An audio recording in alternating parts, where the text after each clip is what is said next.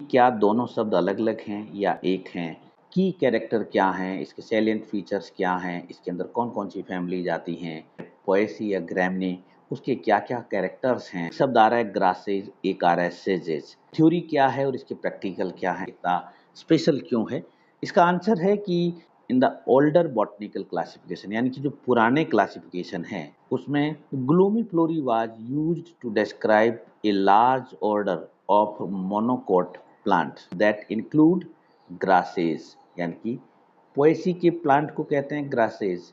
और sages, sages एक घास जैसा ही एक प्लांट होता है जिसको साइप्रेसी के अंदर रखा गया है। पुराने क्लासिफिकेशन में इस शब्द का मतलब है कि ग्रासेज और सेजेस की जो फैमिलीज हैं उनको इसमें रखा गया है। These plants are characterized by small inconspicuous flowers typically surrounded by bract known as gloom.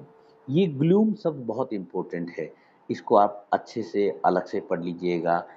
और ये अक्सर पूछा जाने वाला क्वेश्चन है कि ग्लूम्स क्या होते हैं। इंट्रोडक्शन की बात करें तो ए ग्लूम बहुत काम का शब्द है। ग्लूम हिंदी में तुष कहते हैं। ए ग्लूम इज ए ब्रैक्ट, यहाँ पे फिर हमें समझना पड़ेगा कि ब्रैक्ट क्या होता है। लीफ लाइक स्ट्रक्चर्स, यहाँ सिंपल भाषा के लिए लिखा है, अदरवाइज आपको पता है कि ब्रैक्ट और ब्रैक्टियोल में क्या डिफरेंस है। मेरे ही इसी चैनल पे आपको वीडियो मिलेगा, उसको आप पढ़ लीजिएगा, फिर भी डाउट हो तो बताइएगा। A glume is a bract below a spikelet in the inflorescence, यानी कि फ्लावर क्लस्टर, यानी कि फ्लावर्स का बंच ऑफ ग्रासेस पोएसी और द फ्लावर्स ऑफ सेजेस साइप्रेसी, यानी कि एक ग्लूम का मिलना मोस्ट इम्पोर्टेंट कैरेक्टर है। There are two type of bract, यानी कि ये दो प्रकार के होते हैं in spikelets of grasses, the lemma and palea. Lemma और पेलिया भी इम्पोर्टेंट है, इसको समझना है। The term glume refers to a type of bract, यानी कि एक प्रकार का ब्रैक्ट है, found in the inflorescence of grasses and related plants. और इसमें देखिए ये रैकिस है। रैकिस का मतलब है कि जिस पे फ्लावर्स लगते हैं, एक स्पेशल मैनर में लगते हैं, उसको रैकिस कहते हैं। और देखिए यहाँ पे ये दो ग्लूम्स हैं, ये वाले, ये ग्लूम्स देख रहे हैं। और ये आपको ये जो दिख रहा है, एक ये और दूसरा ये दो ग्लूम्स हैं। और इसके बाद आपको दिख रहा है लेमा, इसके अंदर की तरफ लेमा है ये वाला, और ये पेलिया, ये वाला पेलिया है। इसके बाद एक ये आन, AWN आन, बहुत इम्पोर्टेंट है। ये देखें आप यहाँ पे कि ये कहाँ पे लगा हुआ है, यहाँ से आप डेफिनेशन निकाल सकते हैं। ये इनके ब्रिसल्स होते हैं और ये ओवरी है जिससे ग्रेन बनता है, और ये 3 स्टेमन आपको दिख रहे हैं। ये इसका बेसिक स्ट्रक्चर है जो आपके लिए या एक आम स्टूडेंट को समझना बहुत ज़रूरी होता है। इसी को देखें विस्तार से कि किस तरह से दिखाई देगा। ये देखिए यहाँ पे ये पेडिसिल है और ये इंटरनोड ऑफ इन्फ्लोरेसेंस है। ये इंटरनोड, ये यहाँ पे डायग्रामेटिकली बड़ा दिखाया गया है, वास्तव में बहुत छोटे होते हैं और कई बार स्टूडेंट को एहसास ही नहीं होता कि इतना ये इंटरनोड है क्या। और यहाँ पे देखिए ये लोअर ग्लूम, लेमा, और ये देखिए यहाँ पे पेलिया। और ये जो स्ट्रक्चर है यहाँ देख रहे हैं फ्लोरेट्स है ये। और इधर आएंगे तो आप देखेंगे कि ये पेडिसिल है, ये लोअर ग्लूम और ये अपर ग्लूम, इसका स्ट्रक्चर है। यानी कि इसमें 3-4 वर्ड हैं जो बहुत इंपॉर्टेंट हैं। एक वर्ड और आ रहा है इसमें, रेकिला, इसको भी आपको देखना है। रेकिला यानी कि रेकिस का छोटा पार्ट होता है, यानी कि रेकिस की जो ब्रांच होती है वो रेकिला कहलाती है। ये स्पाइकलेट हो गया जिसको हम कहते हैं स्पाइक ऑफ स्पाइकलेट। यहाँ पे देखिए, यहाँ से इसको हम एक्सप्लेन कर रहे हैं। ये main stem of the ear known as rachis, ये हो गया मैन। उसके बाद ये देखें सबसे बाहर की तरफ ये वाला और ये वाला, ये ग्लूम्स हैं। और उसके बाद आप देखें कि ये फिलामेंट्स हैं इसके, और ये एंथर्स हैं। इसके एंथर्स हैं वो खास प्रकार के होते हैं। और ये देखिए ये वाला और ये वाला, ये हो गए हमारे ग्लूम्स हो गए। और ये स्टिग्मा जो है ये फिदरी स्टिग्मा है, इसको आप ध्यान से देखिएगा कि ये इसका खास कैरेक्टर है। कैरेक्टर्स क्या-क्या हैं वो हम देखते हैं। पहले हम ले रहे हैं वेजिटेटिव कैरेक्टर, यानी कि इसका वेजिटेटिव सेगमेंट हम देखें, यानी कि इसका रूट देखें, स्टेम देखें, लीव्स देखें, तो इसमें क्या खास मिलता है। तो लीव्स की हम बात करेंगे तो लीव्स आर टिपिकली लाइनियर और लैंसियोलेट। आपने बाजरा देखा होगा, यानी कि बाजरे का प्लांट देखा है, गेहूँ का प्लांट देखा है, उसकी पत्तियाँ आपने देखी होगी और नहीं देखी तो देखिएगा। तो उनकी जो पत्तियाँ खास प्रकार की होती हैं, जिसको हम कहते हैं लाइनियर और लैंसियोलेट विथ पैरेलल वेनेशन। ये आपको मालूम है कि ये मोनोकोट का कैरेक्टर है। स्टेम स्ट्रक्चर में stem are commonly hollow in grasses, यानी कि जो पोएसी है उसका स्टेम खोखला होता है ग्रासेस के अंदर, but solid in other families, यानी कि पोइल्स की सारी फैमिली में होलो नहीं होता है, कुछ में सॉलिड भी होता है। They often exhibit nodes and internode. हाँ, नोड और इंटरनोड बहुत अच्छे से दिखाई देते हैं। आपने गन्ना देखा होगा, शुगर कैन को देखिएगा, वहाँ पे नोड और इंटरनोड बहुत साफ साफ दिखाई दे जाते हैं। इन्फ्लोरेशन स्ट्रक्चर में आता है spikelet. Inflorescences typically consist of spikelet which are small unit containing one or more flow rate. याद रखिएगा कि स्पाइकलेट है या इन्फ्लोरेशंस है, इसमें एक से ज़्यादा यूनिट्स होती हैं। Each florets is open enclosed bye protective bract, जिसको हमने बात कर रहे हैं कि इसका ब्रैक्ट इसका खास मॉडिफाइड होता है, उसी की हम बात कर रहे हैं। Gloom, each spikelet is usually subtended bye pair of gloom. अभी हमने बताया कि जो दो पेयर दिखाई दिए वो बेसिकली ग्लूम के पेयर हैं, which are tough protective structure. ये बहुत स्ट्रॉन्ग स्ट्रक्चर होती है और प्रोटेक्टिव होती है। फ्लावर स्ट्रक्चर की बात करेंगे तो रेड्यूस्ड फ्लावर्स मिलते हैं। रेड्यूस्ड का मतलब है कि ये बायोमास की सेविंग करते हैं।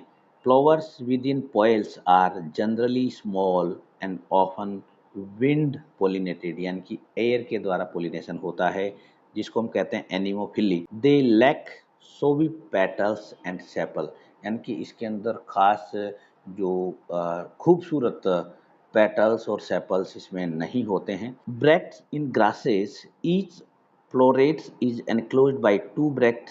ये कुछ चीज़ें रिपीट हो रही हैं, ये जानबूझ के रिपीट की जा रही हैं ताकि आपको याद हो जाए। Each floret is enclosed by two bract, the lemma and the palea. Lemma and the palea ये बेसिकली ब्रैक्ट हैं। Other families also have bract like structure serving protective function, यानी कि ब्रैक्ट का जो फंक्शन है वो ये माना जाता है कि वो अर्ली स्टेज में बर्ड कंडीशन में फ्लावर के रिप्रोडक्टिव पार्ट्स की सिक्योरिटी प्रोवाइड करता है। विंड पोलिनेशन है इसका जो बहुत खास है। ये डायग्राम आपने अक्सर देखा होगा, ये ओवरी है, ये वर्सेटाइल एंथर हैं ये वाले, और ये फिदरी स्टिग्मा देखो यहाँ लिखा है, ये स्टिग्मा खास प्रकार की फिदरी स्टिग्मा है। ये फिदरी स्टिग्मा और वर्सेटाइल एंथर को याद रखिएगा। ये बात सीड डिस्पर्सल की है तो adaptations for seed dispersal very widely, यानी कि कई प्रकार की मैकेनिज्म हैं सीड डिस्पर्सल की, and can include wind, water and animal mechanism, यानी कि ये विंड के द्वारा मेन एजेंसी है और वाटर के द्वारा भी है और एनिमल मैकेनिज्म के द्वारा भी है। फ्लोरल डाइवर्सिटी में हम फैमिली वाइज बात कर रहे हैं। पोएसी फैमिली की बात करें हम ग्रैमनी की, यहाँ पे एक आईसीबीएन का रूल्स भी आपसे पूछा जाता है कि दोनों में से कौन सा नाम सही है, ये भी आपको मालूम होना चाहिए। अगर आपको मालूम नहीं है तो आप लिखेंगे तो मैं आपको और बता दूंगा। Spikelet the basic unit of the inflorescences, यानी कि इसकी बेसिक यूनिट है spikelet, containing one or more flow rate, जिसके अंदर एक फ्लोरेट हो सकता है या एक से ज़्यादा भी हो सकते हैं। Each floret is enclosed by two bracts, lemma and pelia, which protect the reproductive organ, यानी कि इसकी जो ओवरी है उसको प्रोटेक्ट करते हैं। Flowers typically bisexual, three stamen and two feathery stigma. ये बहुत इंपॉर्टेंट कैरेक्टर है इसका, आप ध्यान से समझिएगा कि बहुत इंपॉर्टेंट कैरेक्टर है कि लॉडिक्यूल्स क्या होते हैं। ये कई बार आपके एग्जाम्स में आता है। तो लॉडिक्यूल्स हैं वो पेरियंथ ही हैं, जो रेड्यूस हो गए वो छोटे हो गए, which assist in the opening of the florets during pollination, ये पोलिनेशन में असिस्ट करते हैं। साइप्रेसी में जो इन्फ्लोरेशंस है composed of spikelet similar to grasses but often more complex, यानी कि साइप्रेसी का इन्फ्लोरेसेंस है वो थोड़ा ज़्यादा कॉम्प्लेक्स होता है। फ्लावर्स यूनिसेक्सुअल और बाइसेक्सुअल। देखिए साइप्रेसी में दोनों कंडीशन है, पोएसी में एक ही कंडीशन थी बाइसेक्सुअल की। With A reduced perianth often replaced by scales, वहाँ पे स्केल्स बन जाते हैं या ब्रिसल्स बन जाते हैं, और हेयर्स, और कई बार हेयर्स भी बन जाते हैं। Usually 3 stamen and a single ovary with 3 parted style. Cyperaceae में स्टाइल का वो 3 पार्टीशन आपको मिलेगा। जंकेसी बहुत important family Juncaceae. Cluster of small inconspicuous flower, यानी कि बहुत छोटे फ्लावर होते हैं। इन हेड, कई बार हेड बना लेते हैं, कई बार पेनिकल बना लेते हैं, और कई बार साइम के रूप में नजर आते हैं। Flowers are bisexual with 6 tepal. Tepal word देखिए, टेपल किसकी यूनिट है? पेरियंथ की यूनिट है। Undifferentiated sepal and petal, 6 stamen and a 3 carpelled ovary, यानी कि यहाँ पे आपको 3 का मल्टीप्लिकेशन मिलेगा। मोनोकोट का कैरेक्टर है ये। ब्रोमीलिएसी खास फैमिली है क्योंकि इसका इन्फ्लोरेसेंस जनरली कलरफुल होता है, थोड़ा बड़ा होता है, लार्ज होता है। एडेप्टेड फॉर एनिमल पोलिनेशन के लिए एडेप्टेशन है। Flowers usually have 3 sepals, 3 petals, 6 stamen, यहाँ टेपल नहीं है देखिए, and 3 carpel ovary. Many are brightly coloured and produce nectar. Ananas comosus, जो ये अनानास है, ये इसका एग्जाम्पल है। टाइफेसी फैमिली में इन्फ्लोरेसेंस है जो dense cylindrical spike with male flower एबो एंड फीमेल फ्लावर बिलो। ये बहुत इंपॉर्टेंट वेरिएशन है इस ऑर्डर का, और इम्पोर्टेंट करेक्टर है इस टाइफेसी का। Flowers are unisexual with male flower having stamen and female flowers having single ovary with feathery stigma. यहाँ फिदरी स्टिग्मा मिल जाती है टाइफेसी के अंदर। अगर ये फैमिलीज आपके कोर्स में है ना, तो आप इनके डायग्नोस्टिक कैरेक्टर यहाँ से नोट कर सकते हैं। ये बेसिकली इनके डायग्नोस्टिक कैरेक्टर ही हैं। इरियाकोलोसी में जो इन्फ्लोरेसेंस है वो ग्लोबुलर हेड और स्पाइक होता है। फ्लावर्स आर स्मॉल, यूनिसेक्सुअल और बाइसेक्सुअल, दोनों सिचुएशन आ गई हैं। With petals and sepals often reduced, flowers have a set number of stamen and multiple carpelled ovary. Xyridaceae family की बात करें तो इन्फ्लोरेसेंस से इसका स्पाइक और हेड मिलता है। फ्लावर्स 3 सेपल्स हैं और 3 पेटल्स हैं, with petals open being yellow and showy. Xyridaceae में पेटल्स हैं बहुत खूबसूरत होते हैं। Flowers have 6 stamen and 3 carpelled ovary. Rapateaceae inflorescence often complex and showy. Flowers typically have 3 sepals and 3 petals, 6 stamens and superior ovary. Pollination by insect, often specialized to specific pollinator. Therniaceae typically spike-like inflorescence है, और flowers are small with 6 tepals, 6 stamen and superior ovary. Diversity of families in glomifloria or poils. The Poales is considered as an advanced taxon. ये repeat हो रहा है क्योंकि सवाल यही था कि इसको एडवांस क्यों कहते हैं। इट्स ए लार्जर ऑर्डर, ये बड़ा ऑर्डर है। Including families commonly known as grasses, bromeliads and सेजेज। ये तीसरा वर्ड है bromeliads. 16 plant families are currently recognized by botanist under Poales, यानी कि 16 फैमिलीज को इस ऑर्डर के अंदर माना जाता है। The order probably originated in late Cretaceous period, यानी कि लेट क्रिटेशियस पीरियड में इसका ओरिजिन हुआ अबाउट 66 मिलियन ईयर एगो। ये इस रेफरेंस के अकॉर्डिंग मैंने यहाँ साइट किया है। ग्रैमनी और पोएसी खास फैमिली है, इसी पे हमें फोकस करना है। ग्रैमनी और Poaceae is a largest family. It represent a major part of angiosperm and monocot diversity. Members of this family, commonly called grasses, ranked as the largest family among monocots. The family encompasses approximately 20,000 species, which comprises about 7% of angiosperm, यानी कि पूरे angiosperm का 7% cover करता है, और 33% है वो monocot को कवर कर लेता है। They are cosmopolitan in distribution, occurring from Arctic to Antarctic, from sea level to high elevations, forming the dominant vegetation of savanna, prairies, steppes, usually preferring open type of habitats but frequently forming a part of forest undergrowth. They occur in dry situations on rocks, in desert and in wet situations. ये त्यागी and क्षेत्रपाल 1995 का reference है और मैं इन्हीं क्षेत्रपाल madam का student हूँ जहाँ मैंने पीएचडी किया, एमएससी किया. As of the most current classification, Poils comprises several families, many of which are significant both ecological and economically. Here are the families included in Poils. यहाँ उन families को मैंने include किया है जो इसमें include की जाती है. आप यहाँ से स्क्रीनशॉट लेके नाम लिख सकते हैं. अगर आप यूजी में हैं तो इस स्लाइड को छोड़ सकते हैं. फाइलोजेनी का मतलब क्या होता है ये आपको मालूम है. Monocot have faced major changes over recent decades, especially as the result of phylogenetic advances. ये एक रेफरेंस है.